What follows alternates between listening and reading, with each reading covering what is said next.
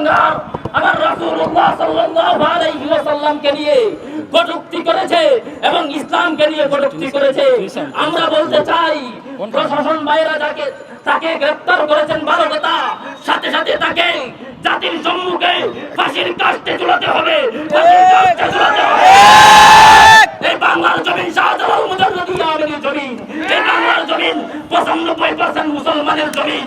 এই জমিনে নবীজিকে কটূক্তি করে কোন নাস্তিক বলদর, কোন কুলাঙ্গার বাঁচতে পারবে না, বাঁচতে পারবে না। আমরা বলতে চাই অতি সত্বর এই কুলাঙ্গার প্রিন্স রায় দীপ্তকে জাতির সম্মুখে হত্যা করতে হবে।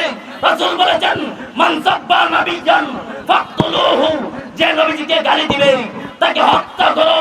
আমরা বলতে চাই মাননীয় প্রধানমন্ত্রী, আপনি যদি এই রায় বাস্তবায়ন না করতে পারেন, ব্যর্থ হন, তাহলে আপনি আল্লাহর আইনকে মানলেন না। আর যে সরকার আল্লাহর আইনকে মানবে না এমন কঠোর প্রধানমন্ত্রী আমরা মানি না। আল্লাহকে যে প্রধানমন্ত্রী স্বরাষ্ট্রমন্ত্রী মানবে না এমন কঠোর প্রধানমন্ত্রী স্বরাষ্ট্রমন্ত্রী মানে না, মানব না ইনশাআল্লাহ। ইনশাআল্লাহ।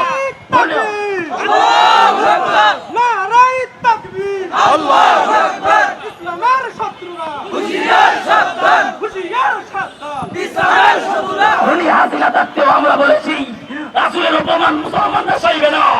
এই আইন বাস্তবায়ন করতে যদি প্রধানমন্ত্রী ব্যর্থ হয়, আমরাও তাকে মানতে ব্যর্থ। অতএব অতি সত্বর এই কুলাঙ্গার প্রিন্স রায় দীপ্তকে ফাঁসির কাস্টে ঝুলাতে হবে। না হয় সে যদি জীবিত জেল থেকে মুক্ত হয়, রব্বে কাবার কসম, রব্বে কাবার কসম, রব্বে কাবার কসম, আমি আব্দুল হামিদের নেতৃত্বে তাকে হত্যা করব। এমন কোনো ভাবের বেটা নাই। আল্লাহু আকবার। ইনশাআল্লাহ। নাসরুম মিনাল্লাহি ওয়া ফাতহুন করিব।